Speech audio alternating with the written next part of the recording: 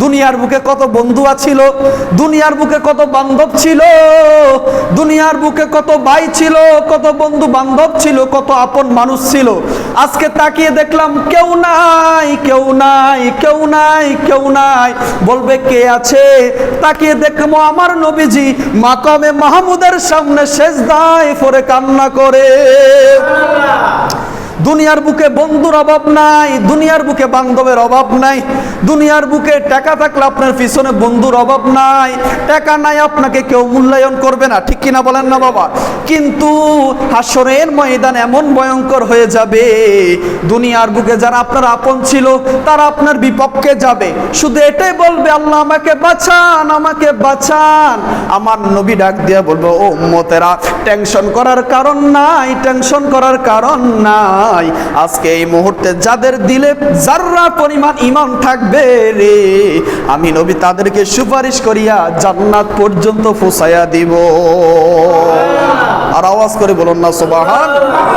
বন্ধুগণ আমার, হাসরের ময়দান এমন ভয়ঙ্কর হবে, আল্লাহর নবী রাহমাতুল লিল আলামিনের স্ত্রী আম্মা জান আয়েশা বলেন, লাব্বাইকা ইয়া রাসূলুল্লাহ ইয়া হাবিবাল্লাহ, নবীজি হাসরের ময়দানে যখন মানুষগুলো উঠবে তারা কি অবস্থায় উঠবে? আল্লাহর নবী বললেন ও আয়েশা, ও আয়েশা শুনো, হাসরের ময়দানে যখন মানুষগুলো উঠবে তারা উলঙ্গ অবস্থায় উঠবে, তাদের পরার মধ্যে কোনো কাপড় থাকবে না। ও আয়েশা রে, দুনিয়ার বুকে মানুষ কত দামি দামি কাপড় ফিন্দে, কত দামি দামি কাপড় কিনে যেন লজ্জাস্থান না দেখা যায়, কিন্তু হাসরের ময়দানে এমন ভয়ঙ্কর হবে রে আয়েশা, হাসরের ময়দানে যখন মানুষগুলো উঠবে তাদের লজ্জাস্থানগুলো ফেরে দেখা যাবে।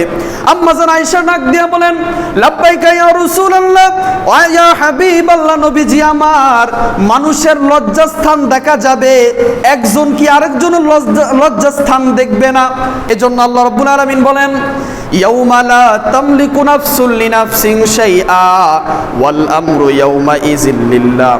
আল্লাহ সুবহানাহু ওয়া তাআলা বলেন, হাসরের ময়দান এমন ভয়ঙ্কর হবে, এত কঠিন হবে বাবা, হাসরের ময়দান এমন ভয়ঙ্কর হবে, সন্তান বাবাকে চিনবে না, বাবা সন্তানকে চিনবে না, মা সন্তানকে চিনবে না, সন্তান মাকে চিনবে না। ওই কঠিন মুহূর্তে আল্লাহ নবী রাহমাতুল লিল আলামিন বলে, উম্মত শোনো শোনো শোনো, আমি নবী যত কঠিন মুহূর্ত হোক আমার গুনাহগার উম্মতদেরকে আমি ভুলবো না।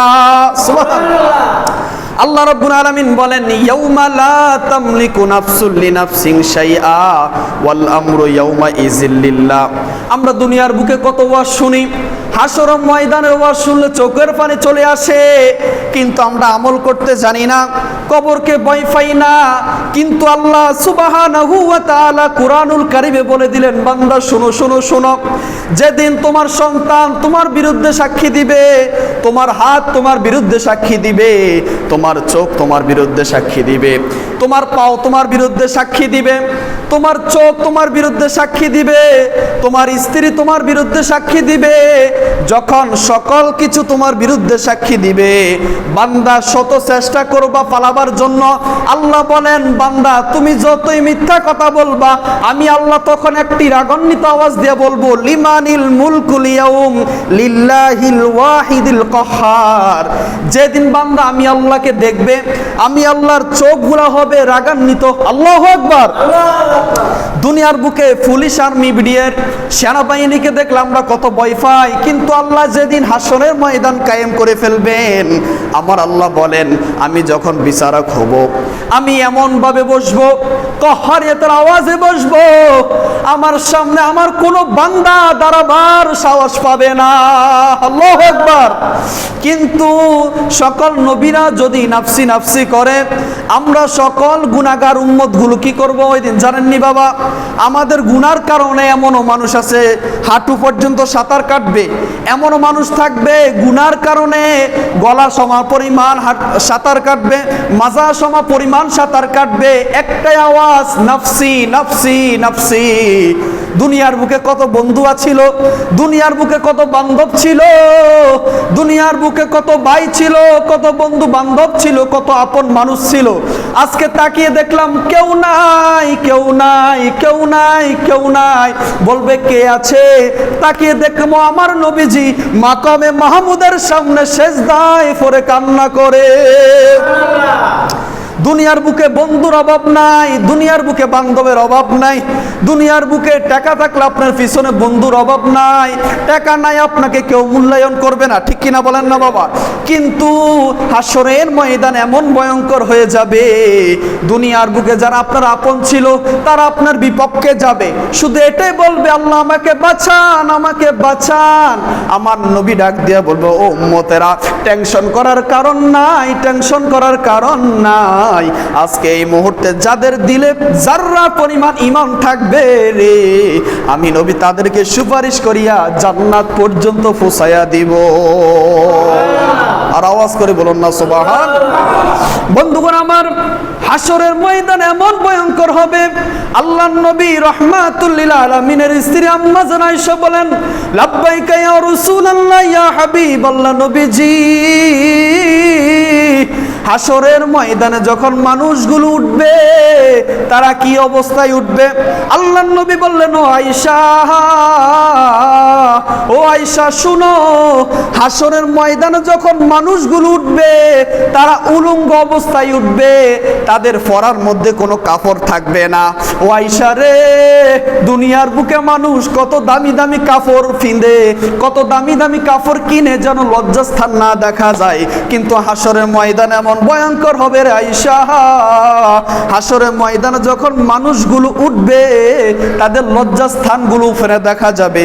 আম্মা জান আয়েশা ডাক দিয়ে বলেন, লাব্বাইকা ইয়া রাসূলুল্লাহ ওয়া ইয়া হাবিবাল্লাহ, নবীজি আমার, মানুষের লজ্জাস্থান দেখা যাবে, একজন কি আরেকজনের লজ্জাস্থান দেখবে না? আমার নবী ডাক দিয়ে বলো আয়েশা, তুমি লজ্জাস্থান দেখার চিন্তা করো, হাসরে ময়দান এমন ভয়ঙ্কর হবে, মানুষগুলো নিজেরা আমল নিয়ে পেরেশান হয়ে যাবে, একজন আরেকজনের দিকে তাকানো তো দূরের কথা, মানুষ ওই সময় কিছুই মনে থাকবে না। আল্লাহু আকবার। আপনি কি মনে করেছেন? দেখেন, যেখানে নবী বলেন হাসরের ময়দান এমন ভয়ঙ্কর হবে, মানুষ সব উঠবে উলঙ্গ অবস্থায়, কাপড় থাকবে না, ওই সময় আম্মা জান আয়েশা বলেন একজন কি আরেকজনের দিকে তাকাবে না?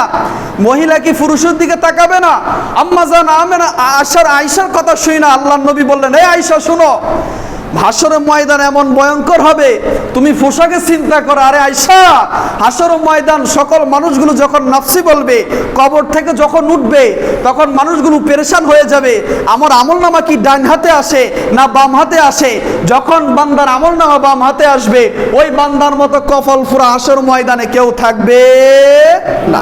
আর যে বান্দার আমল ডাইন হাতে আসবে, ওই বান্দা হবে সবচেয়ে দামি বান্দা, ওই বান্দার আমল ডান হাতে আসতে দেরি হবে, বান্দা মুস্কি হাসি দিয়ে বলবে আমি দুনিয়ার বুকে 70-80 বছর যে ছিলাম, আমার আজকে ওই দুনিয়ার বছরটাতে আজকে সার্থক হয়েছে। সুবহানাল্লাহ। হাসরের ময়দান আম্মা জান আয়েশা চিৎকার মেরে বলেন, লাব্বাইকা ইয়া রাসূলুল্লাহ, হাসরের ময়দান যদি এত ভয়ঙ্কর হয়ে যায়, সকল নবীদের অবস্থা কেমন হবে? আল্লাহু আকবার। আমার নবী বলেন, ও আয়েশা শোনো, হাসরের ময়দান এমন ভয়ঙ্কর হবে, সকল মানুষ যখন উলঙ্গ অবস্থায় উঠে যাবে, কেউ কারো খবর রাখবে না, সকল মানুষগুলা আদম নবীর কাছে যাবে। আমরা এই ওয়াজ জানি না বাবা, সবাই তো জানি, কি ঠিক কিনা? কিন্তু আমরা আমল করি না। আজকে আমল না করার কারণে আমরা অনেক মানুষ পথভ্রষ্ট হয়ে গিয়েছি, পাপী হয়ে গিয়েছে। দেখেন, সকল মানুষগুলো যখন আদম নবীর কাছে যাবে, আদম নবী বলবে আমার কাছে আজকে কিছু নাই, আজকে আমি তোমাদের জন্য সুপারিশ করার যোগ্য নয়। দেখেন, যেই নবী আদম নবী, যিনি পৃথিবীর সর্বপ্রথম নবী, আল্লাহ যাকে বানাইছেন, মা হাওয়ার সাথে যার বিয়ে হয়েছে, ওই আদম নবী বলবে, আমাদের আদি পিতা আদম বলবে আজকে আমার কাছে সুপারিশের কিছু নাই। নবীরা বলবে কিছু নাই, আর আমরা উম্মত হইয়া আমাদের কোনো বেল আছে? বলেন, বেল আসেনি? বলেন, কোনো বেল নাই। তবে আমাদের একটা পুঁজি আছে, আমরা নবীকে ভালোবাসি। সুবহানাল্লাহ। আদম নবী বলবে আমার কাছে কিছু নাই, আমি এই দিনে সুপারিশ করার যোগ্য নয়। সকল মানুষগুলো যাবে ইব্রাহিম নবীর কাছে। ইব্রাহিম নবীর কাছে যাইয়া বলবে ইব্রাহিম খলিলুল্লাহ, খলিল মানি আল্লাহকে খুশি করায়, আর আমার নবীর নাম হলো হাবিবুল্লাহ। খলিল আল্লাহকে খুশি করায় আর আমার আল্লাহ আমার নবীকে খুশি করায়। সুবহানাল্লাহ। সকল নবীরা যাবে ইব্রাহিম নবীর কাছে।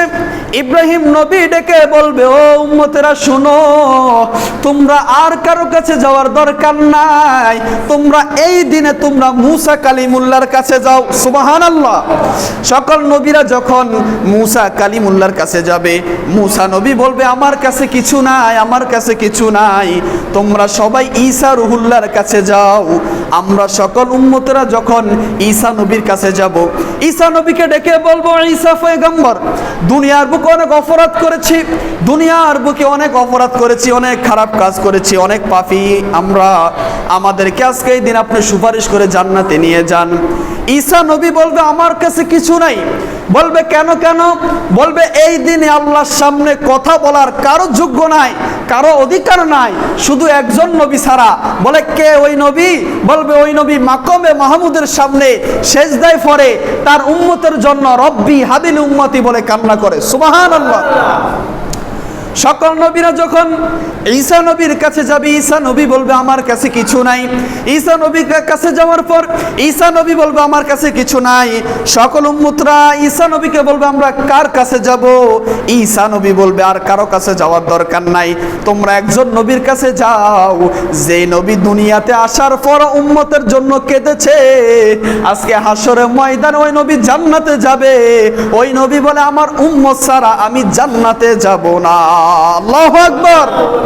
যেই নবী বলে আমার উম্মত ছাড়া আমি জান্নাতে যাব না, আদম নবী বলে নাফসি নাফসি, ইব্রাহিম নবী বলে নাফসি নাফসি, কিন্তু আমার নবী তো কেমন নবী, যিনি সরকার দু আলম মদিনা, যিনাকে বলেছেন আর শুকা কাবা মদিনা, ফারশুকা কাবা মদিনা, কাবে কা কাবা মদিনা, জান্নাতুল মাওয়া মদিনা। সুবহানাল্লাহ বলেন। যেই নবীকে না বানাইলে আল্লাহ কুল কায়নাত বানাইতো না, যেই নবীকে না বানাইলে আজকে কলাখাল বুইয়াবাড়ি জুমান মসজিদ পাইতাম না, যেই নবীকে না বানাইলে আল্লাহ আসমান জমিন বানাইতো না। আমরা সবাই ওই নবীর কাছে চলে যাব, যা বলবো ইয়া রাসূলুল্লাহ, ইয়া হাবিবাল্লাহ, আজকে এই দিনে কেউ সুপারিশ করতে পারবে না, আল্লাহর সামনে দাঁড়াইতে পারবে না, আপনি কি আমাদেরকে সুপারিশ করবেন নি? সুবহানাল্লাহ। যখন আমরা আমার নবীর কাছে যাব, আমার নবীর সামনে যাইয়া বলবো ইয়া রাসূলুল্লাহ, আমার নবী বলবো উম্মত আমি তোমাদের জন্যই আজকে এই পর্যন্ত সেজদায় পড়ে রয়েছি। আল্লাহু আকবার, আল্লাহু আকবার। যে নবীজি নিজের মায়া, যে নবীজি উম্মতের মায়া সেজদায় পড়ে থাকবে আর বলবে আল্লাহ আমার একটা গুনাহগার উম্মতকে আপনি জাহান্নামে দিবেন না। ও রব্বুল আলামিন আমি কিছুই চাই না, এই মুহূর্তে সকল নবীদেরকে আপনি একটা দোয়া দিয়েছেন, যার নাম হলো মুস্তাজাবাত দাওয়া। এই দোয়া করতে দেরি হয়, কবুল হতে দেরি হয় না, কিন্তু আমার নবী আপনার নবী আমার জন্য আপনার জন্য এই দোয়া হাসরের ময়দানে রেখে দিয়েছেন। যখন আমরা সকল উম্মতরা নবীর কাছে যাব সুপারিশের জন্য, সাফায়াতের জন্য, আমার নবী বলবে উম্মত হাসরের ময়দানে তোমরা আমার কাছে এসেছ, আমি দুনিয়ার বুকে কত মায়ের খেয়েছি, এই দোয়া করি নাই, আজকে এই মুহূর্তে তোমাদের জন্য এই দোয়া রেখেছি। ও রব্বুল আলামিন তুমি আমার একটা গুনাহগার উম্মতকে জাহান্নামে দিবা না, তুমি আমার সকল গুনাহগার উম্মতকে ক্ষমা করে জান্নাত পর্যন্ত পৌঁছায়া দাও। সুবহানাল্লাহ। সকল নবীরা যেখানে নাফসি নাফসি বলবে, আমরা সকল মানুষ ওই নবীজির কাছে যাব। আহারে ও বন্ধুরে আমার, যখন আমার নবীর সামনে যাব, কিছু উম্মত থাকবে তাদের গালের মধ্যে দাড়ি থাকবে না, কিছু উম্মত থাকবে তারা 5 ওয়াক্ত নামাজ আদায় করে নাই। আমার নবী যখন এটা দেখবে, আমার নবী বলে হাইরে উম্মত তোমাদের জন্য 63 বছর কষ্ট করেছি এই দাড়ি রাখার জন্য, এই টুপি মাথা দেওয়ার জন্য, পাগড়ি মাথা দেওয়ার জন্য, কিন্তু আজকে যারা নবীজির দাড়ির উপরে বেলেট লাগায়, আল্লাহর নবী বলেন যে ব্যক্তি দাড়ির মধ্যে বেলেট লাগাবে তার 3টা মুসিবত অবশ্যই বিজ্ঞানীরা প্রমাণ করেছে আসবে। এক নম্বর, কোনো ব্যক্তি যদি দাড়ি কামায় এবং দাড়ির মধ্যে যদি বেলেট লাগায়, 1 নম্বর মুসিবত, ওই ব্যক্তি অকালে মরণ হয়। 2 নম্বর মুসিবত, চোখের পাওয়ার কমে যায়। 3 নম্বর যেটা, একটা মানুষ ঘুমাই গেলে তার গুনাহ করার শক্তি থাকে না, তার সওয়াব হয়। কিন্তু যে ব্যক্তি দাড়ি কাটবে, বিজ্ঞানী প্রমাণ করেন ওই ব্যক্তি ঘুমানোর পরেও 24 ঘন্টা ফেরেশতারা তার আমলনামা গুনাহ লিখতে থাকে। নাউজুবিল্লাহ। দেখেন, আপনার দাড়ির মধ্যে বেলেট লাগান, আল্লাহ নবী বলেন যে ব্যক্তি দাড়ির মধ্যে বেলেট লাগাইলো সেজন্য আমি নবীকে বেলেট লাগাইলো। নাউজুবিল্লাহ। তো দাড়ির মধ্যে বেলেট লাগান মানে নবীকে কষ্ট দেওয়া, আর যে ব্যক্তি নবীকে কষ্ট দেয় তার জন্য জান্নাত হারাম হয়ে যায়, জাহান্নাম ওয়াজিব হয়ে যায়। ঠিক কিনা বলেন? আল্লাহ নবী রাহমাতুল লিল আলামিন বলেন হাশরের ময়দান এমন ভয়ঙ্কর হবে। আমার নবী রাহমাতুল লিল আলামিন বলেন আমি সকল উম্মতদেরকে নিয়ে যখন আল্লাহর কাছে চলে যাব, আল্লাহ বলবে ও হাবিব আপনি কেন কান্না করেন?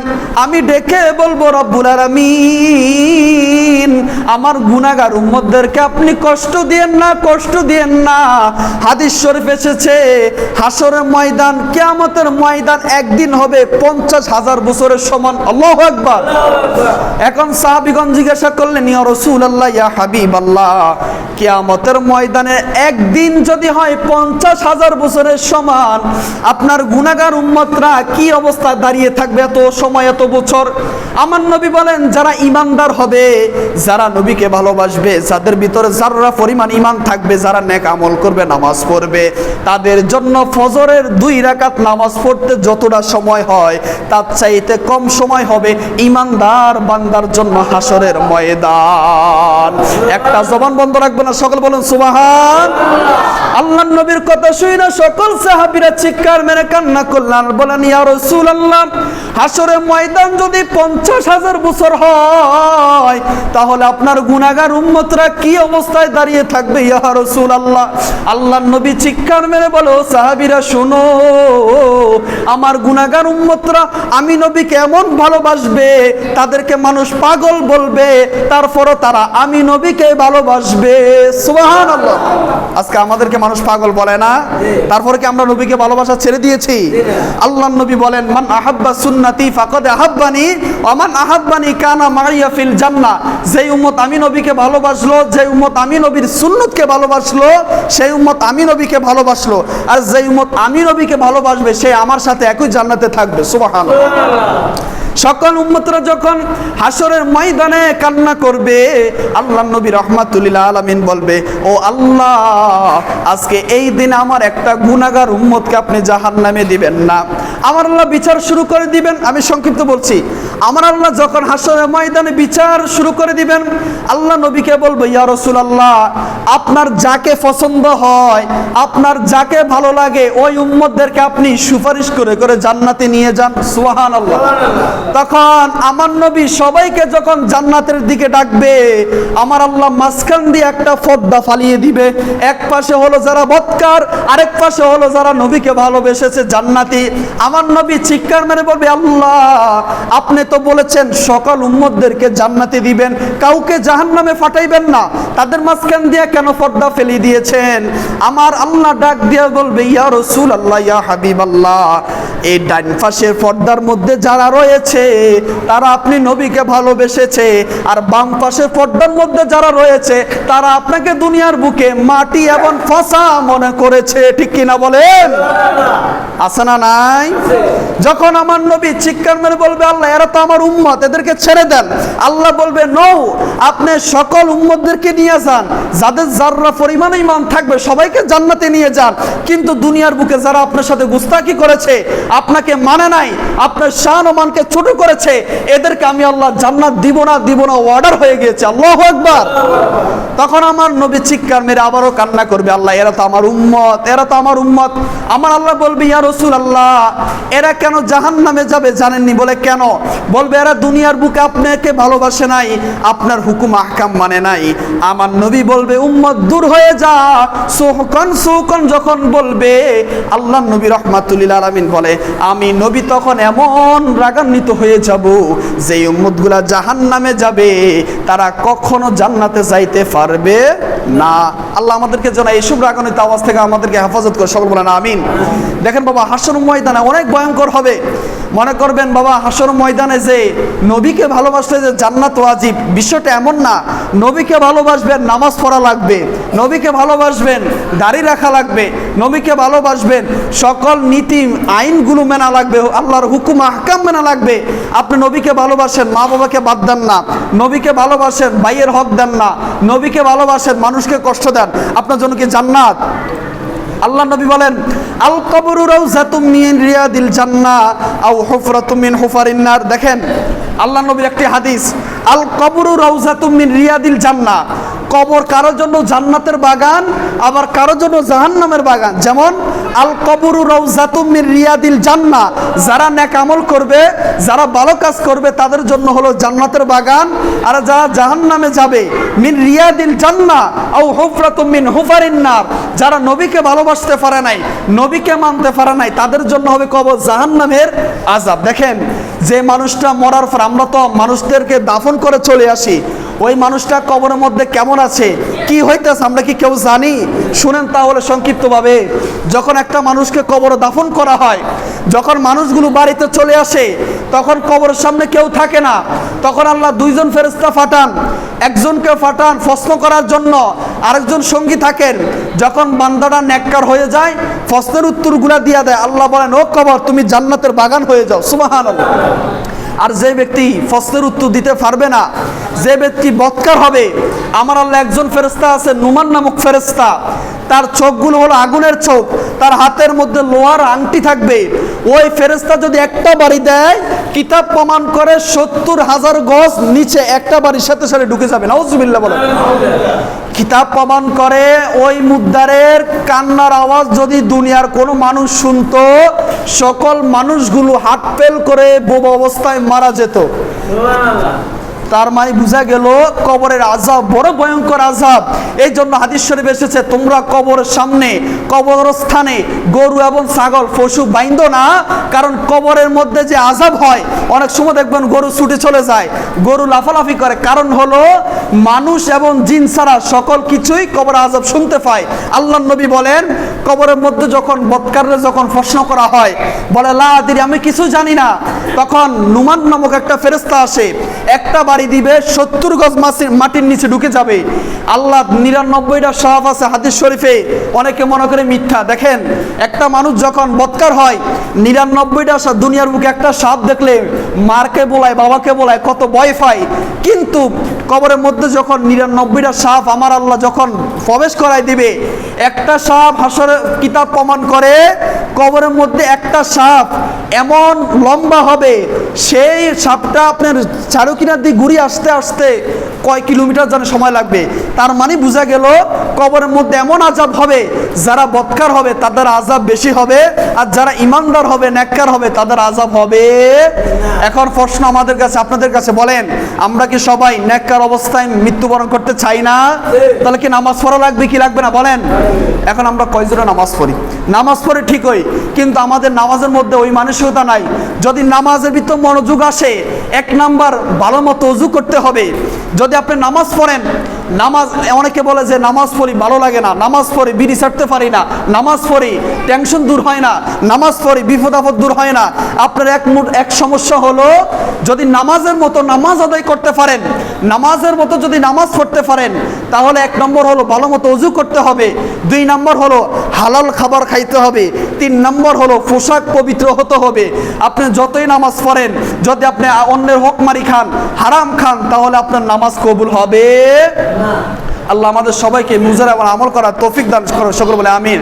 শেষ মুহূর্তে আমার সাথে একটা গজল বলবেন আপনারা, বলেন, ওরে যার প্রেমেতে মজনু হলো, যার প্রেমেতে মজনু হলো, খুদে রাব্বানা একজনে নবী আসিল গো সোনার মদিনা, একজনে নবী আসিল গো সোনার মদিনা। যারা পারেন না একটু গুনগুনান, আমার নবী যদি একটু আপনাদেরকে নেক নজর দেয় যে জুমার দিনের উসিলা, কার ভাগ্য কবুল হয়ে যায় আমরা কি বলতে পারবো? যারা পারেন না একটু গুনগুনা বলেন, ওরে যার প্রেমেতে মজনু হলো, যার প্রেমেতে মজনু হলো, খুদে রাব্বানা একজনে নবী আসিল গো সোনার মদিনা, একজনে নবী আসিল গো। বলেন যার প্রেমেতে মজনু হলো, যার প্রেমেতে মজনু হলো, খুদে রাব্বানা একজনে নবী আসিল গো সোনার মদিনা, একজনে নবী আসিল গো সোনার মদিনা। ওরে যাহারা গো মনের তরে কাবা বুকে সেজদা করে, তিনি আমার নূরের নবী শাহে মদিনা, বলো তিনি আমার নূরের নবী শাহে মদিনা, একজনে নবী আসিল গো সোনার মদিনা, একজনে নবী আসিল গো সোনার মদিনা। ওরে যার প্রেমেতে মজনু হলো, যার প্রেমেতে মজনু হলো, খুদে রাব্বানা একজনে নবী আসিল গো সোনার, বলেন একজনে নবী আসিল গো সোনার মদিনা।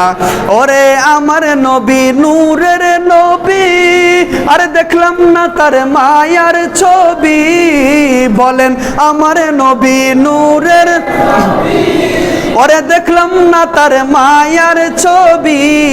আরে নবী খুশি না হইলে আল্লাহ খুশি না, বলো নবী খুশি না হইলে আল্লাহ খুশি না, একজনে নবী আসিল গো সোনার মদিনা, একজনে নবী আসিল গো সোনার মদিনা।